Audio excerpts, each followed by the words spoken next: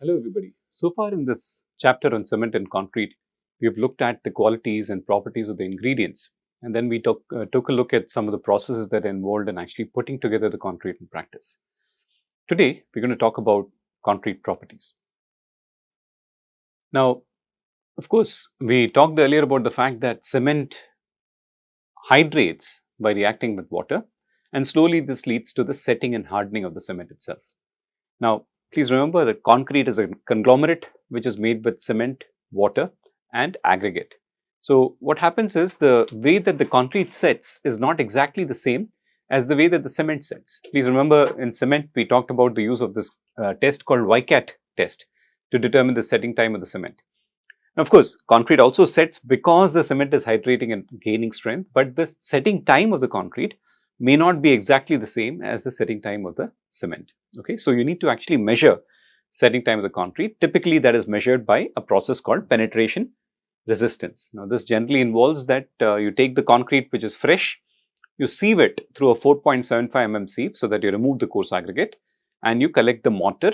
And this mortar is collected in a cylindrical container, typically about 6 inches or 150 millimeters in diameter.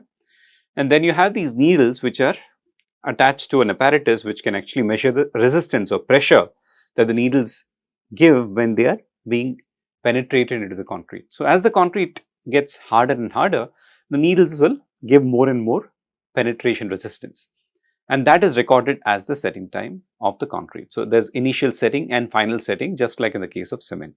Okay. Now, from the practicality issue, the initial setting time is obviously important because it tells you the amount of time that you have to complete all the processes related to concreting, right? That involves placement, consolidation, finishing, and so on and so forth. So, all those things need to be completed while the concrete is still pliable. Once it goes past its initial set, the concrete cannot be moved around freely, okay, without causing some distress in the concrete. And final set is important from the point of view of having attained a final form for the concrete, and that basically means that you cannot really alter the shape anymore beyond that point without failing the concrete. Okay, so and that's also important because we can know when to start removing the redundant formwork, which is not really supporting the concrete from underneath, but which is on the sides, which is basically defining the shape of the concrete mold itself. Okay, again, just to emphasize once more, concrete setting time may be quite different from cement setting time. This is again an issue because concrete setting is also determined by the cement paste to aggregate ratio. It is also determined by the presence of these mineral and chemical admixtures that we add to the concrete. When we look at cement setting time, we do not add any of those ingredients. Okay, we test cement setting time as it is, whereas for concrete we test it as the concrete mixture has been prepared with all the additives. So, because of that, you need to ensure that you have some sort of an idea about how long it takes for concrete to set. Normally, when you do not have admixtures, the initial setting time of concrete, it will be typically between 2 to 3 hours. Normally, okay, when you do not have any admixtures. With the presence of admixtures like water reducers, for instance, your setting time may go up to 4 to 5 hours. Your setting time may extend up to 4 to 5 hours. Okay, but you need to ensure that it does not extend too much, or in other words, you do not get what is called a set retardation. And in some sites, it is very common that sometimes when you overdose these chemicals or chemical additives that are added to improve the early age properties of the concrete, you may experience set retardation which can completely cause the concrete to not set for several days on end. And this is a common scenario at many job sites where they add additional admixture to ensure that they are getting the required properties. Okay, but anyway, that discussion is a subject of a different course, probably a higher level course in concrete technology. Okay, so once concrete sets and hardens, it starts gaining strength, right? Concrete starts gaining strength rapidly at first, and then the rate of strength gain slows down. Usually, as in concrete design, we are familiar with the use of concrete strength at 28 days. We generally talk about 28 days strength. Okay. So, in most cases you will see that concrete is specified in terms of a grade. We specify, so grades of concrete is, let's say, M30, M40, etc. This means that a concrete cube of 150 mm side, okay, 150 millimeters side cube, which is cured underwater at 28 days, gives a strength of 30 Newton per millimeter square. That is what is meant by M30. 150 mm cubes cured underwater at 28 days gives a strength of about 30 megapascals or 30 Newton per square millimeter. Of course, there is a lot more statistics involved in this definition. I am not going to go through that right now.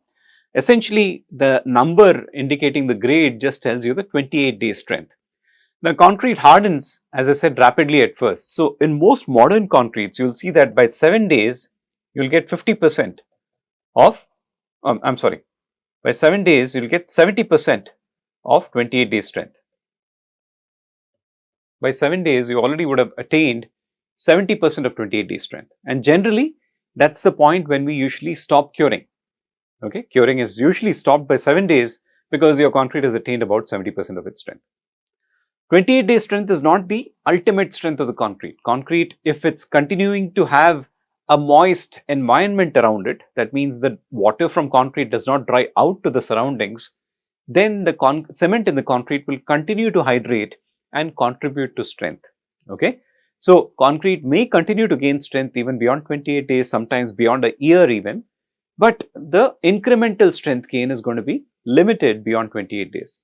Unless you are using special cements like fly ash based Portland porcelain cements, in those cases there will be significant gain beyond 28 days also. Okay, now what affects the strength? The main factor is the water to cement ratio. The ratio of the mass of water to the mass of cement in the mix is the primary factor that governs the strength. The other factors may be cement content. Okay, to some extent, if you put more and more cement, you get some increment in the strength.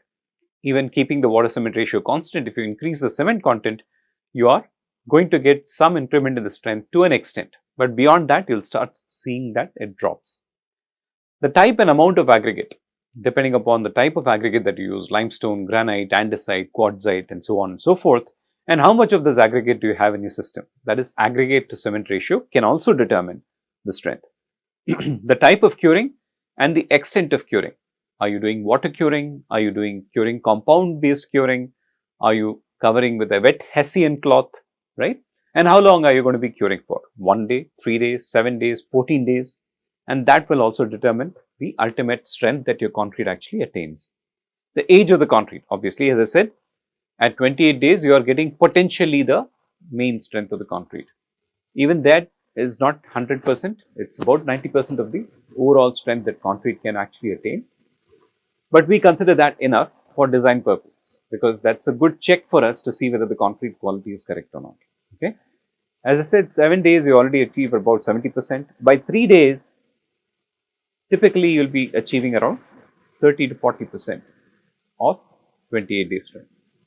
That may change depending upon the type of cement and so on. Some cements are rapidly hydrating, they gain strength early, like we talked about rapid hardening cement. In those cases, you will get much higher levels of strength at the early ages and then a slowdown in the strength development at the later ages. The ambient conditions can also dictate the strength. For example, if you have a very drying environment, it will remove the water from the concrete and that will lead to a low rate of hydration and that may lower the extent of strength. Okay, so you need to keep your environment moist. If the temperature is high, it will speed up the reactions in the initial stages. Okay, but then if the temperature is high throughout, it may again cause some issues with the hydration and lead to a lowering of the strength. So, all those factors need to be governed carefully. Interestingly, strength is also dependent on the specimen geometry. In some countries, we test cubes. As I said, 150 mm cubes are tested in India for the strength of the concrete. But if you go to some European countries or even the US, they use cylindrical specimens. Cylindrical specimens have a length to diameter ratio of 2. Okay, the height or length of the cylinder is twice the diameter, and that usually results in a strength value that is lower than what you get from cubes. We will talk about that in just a minute. Main thing, as I said, the main factor that affects the strength is the water to cement ratio, and this is a very famous relationship produced by one of the scientists named Abram, or Abram's law, that's what it's called. So, Abram's law states that the strength is a function of the water to cement ratio in some sort of a power function. Okay. Nevertheless, this need not be the correct form of the equation. Your strength basically is inversely proportional to the water cement ratio, that's all. It can have a linear relationship, it can have this power type relationship and so on and so forth, but that's not important. The important part to understand is, as the water cement ratio increases, the strength reduces. Now, of course, there is a limit to how much you can increase the strength by reducing water cement ratio. If you reduce water cement ratio, to some extent, your strength will keep on going up. But then, it all depends on how well you are able to compact your concrete.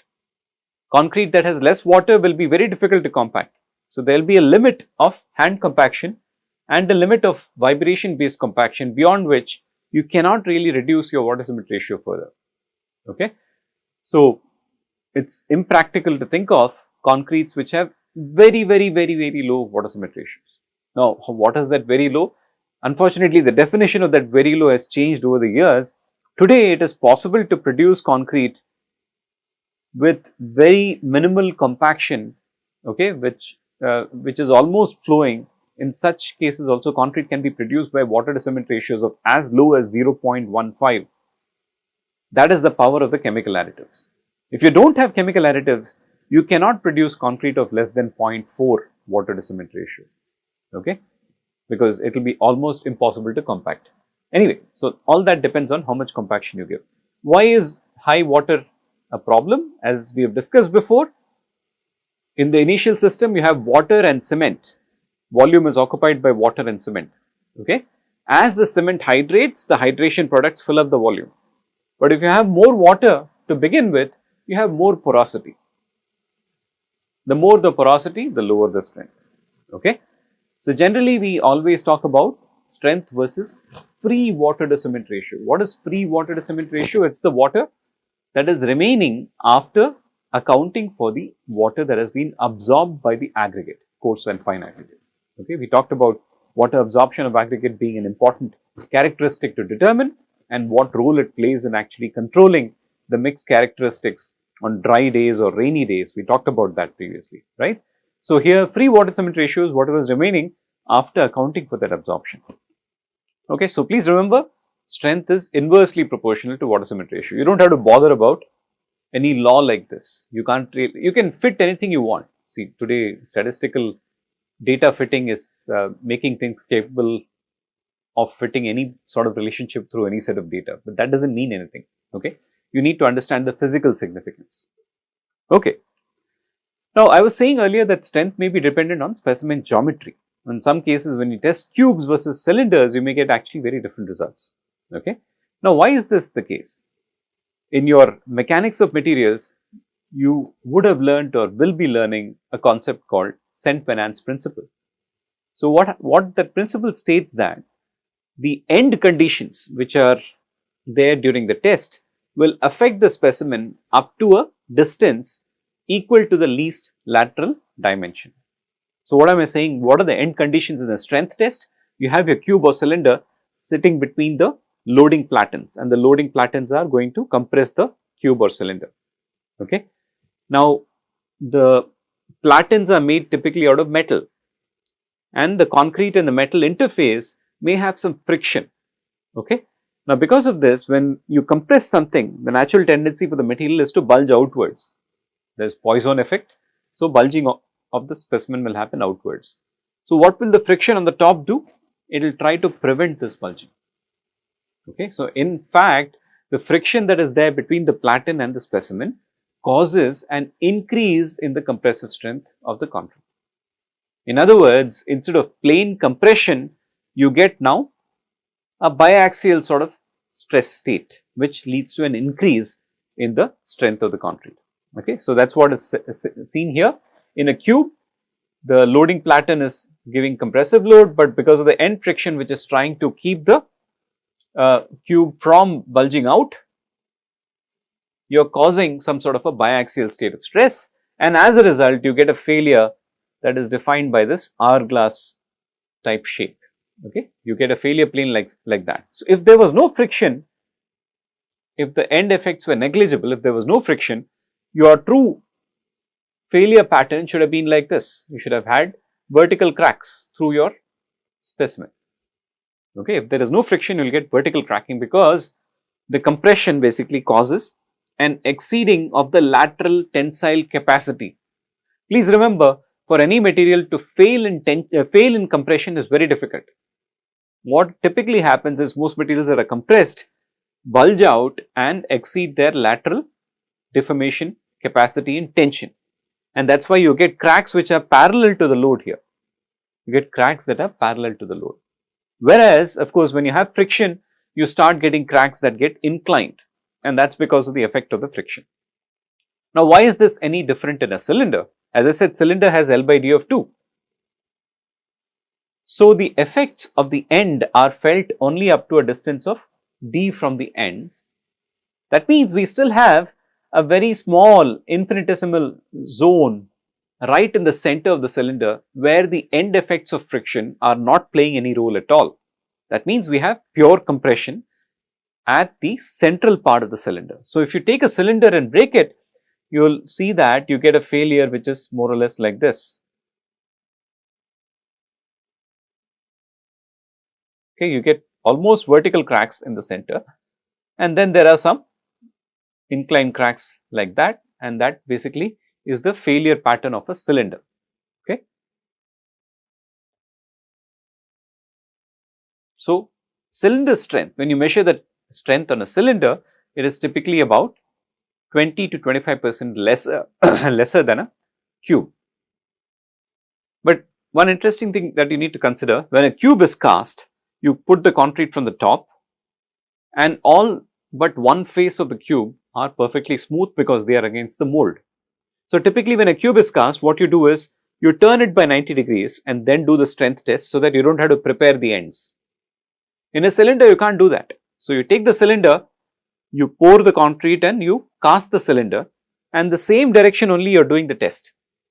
So, a cylinder is a more appropriate representation of a member like a concrete column, which is a vertical member where concrete is poured in that direction and the loading is also in the same direction. In the case of a cube, it is not the same. Okay. So, because of that, when you do your reinforced concrete design concepts, you learn that the cylinder strength is what is taken for assessing the compressive capacity of a column. Okay. So, please remember that the cylinder strength is the true compressive strength of the concrete. The cube strength is usually 20 to 25% more than cylinder strength. Okay. The same concept can be understood by looking at what happens when you change the height to diameter ratio of a cylinder. As I said, standard height to diameter ratio is 2, and that is where you get the true strength. What happens when you increase the height to diameter ratio? Usually you start reducing the strength. Okay. Not very significant, but yeah, you can reduce to about 10%. What happens when you reduce the height to diameter ratio? You get to a stage where you are almost, so at height to diameter ratio of 1, you are at the level of the cube. Okay. Even beyond that, you are causing significant increase in your relative strength.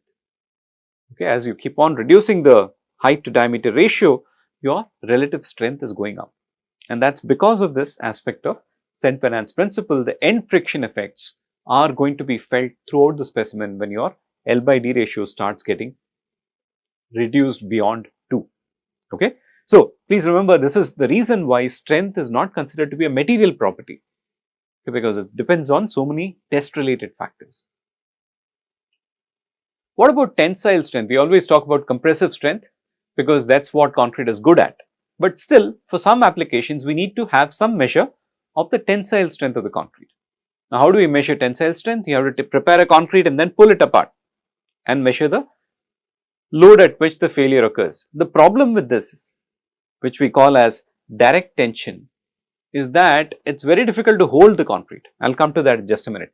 Before that, usually in most engineering applications, even if tensile strength has been proposed as a criteria in the specification, in most cases people don't seem to bother by testing the tensile strength. They assume some sort of a relationship, and that relationship generally pegs the tensile strength anywhere between 1/10 to 1/7 of the compressive strength.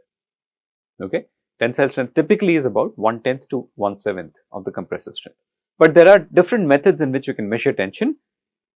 Tensile strength is, as I said earlier, in some applications like pavements and other applications where cracking can happen, tensile strength is important for judging the cracking potential of concrete. Okay. Concrete will crack only because its tensile capacity is getting exceeded, not because it is getting compressed. Okay. Please remember that cardinal relationship or cardinal truth about any material like concrete, brick or stone is that it does not fail because of compression, it fails more because of tension capacity being exceeded. Okay. So, what is direct tension? As I said, direct tension means you are simply holding the concrete and pulling it apart. But if the concrete specimen is large, the amount of pressure that you need to put to hold it together at the ends may sometimes cause crushing of the concrete at the ends. Your concrete at the ends may just crush because you are putting too much pressure to hold the specimen. Okay. Now, because of that, people try to adopt other means. One is, instead of holding it, you glue it to the platens at the end using a high bond strength epoxy. But sometimes that is a problem because it becomes more of a test of the epoxy strength rather than the concrete strength. Okay. The other thing is, you can put a notch in the center of the concrete cylinder. A notch basically is a defect that you are already putting in. So, when you are actually pulling it apart, the failure will exactly occur at the notch. So, you are predefining the location of failure. Okay. But again, the acceptable test method obviously is the direct tensile test, because that gives you a clear response. Unfortunately, it is very difficult to perform, because of which we go for indirect methods. What are the indirect methods? One is called split tension test. Why is it an indirect test? Because we are not applying a tensile load here, we are applying a compressive load. So, we take a cylinder of the concrete and we subject it to a line load, a diametrically opposite line load, and that is what you are seeing. The section of that is what is shown here. You are compressing your concrete diametrically through diametrically opposite points. So, this is a compressive load that you are applying on the top and bottom across the diameter of the cylinder. If you take the element in the center of this concrete along the diameter, you will see that as you get away from the edges, as you get closer to the central part of the concrete, the lateral tensile effects are much greater than the compressive effects. Okay. Because when you are crushing in this direction, it will start splitting in that direction, or tensile load will be in that direction. So, if you take the stress distribution across the diameter, you will see that the top where the load is being applied is in compression, but a large portion of the cylinder is actually under tension along the diameter. So, what happens is, in that lateral direction, the tensile capacity gets exceeded and the concrete basically splits. So, in other words, concrete basically splits into two halves. That's why it is called a split cylinder test method, and it is called indirect because we are applying compression and not tension. Okay. So, here we can calculate the tensile strength quite simply with this equation: 2 times the load applied divided by pi times length times diameter of the cylinder. Okay. So, that is what is called an indirect tensile strength. The other way of testing the strength indirectly is flexure or bending. Okay. In most cases, tension becomes a problem when concrete is bending. Like in a beam, for instance, when you bend the beam, the bottom fiber of the concrete is under tension, and that is where it causes cracking. That is what exactly we do in this case of flexural strength determination. We have this beam which is simply supported,